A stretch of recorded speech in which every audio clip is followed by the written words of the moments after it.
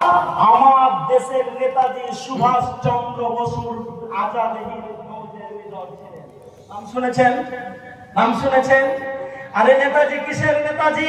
নেতাজিকে তো আমরাই নেতাজি করেছি। নেতাজি একদিন খেতে বসেছেন, একটু দই বেশি হয়ে গেছে। যেই লোকটা দইটা ডিস্ট্রিবিউশন করছিল, বাড়ছিল, সে তাকে দইটা একটু বেশি দিয়ে দিয়েছে। নেতাজি বললেন, আমাকে দই কেন বেশি দাও? বলে, আপনি দইটা একটু খেতে ভালোবাসেন।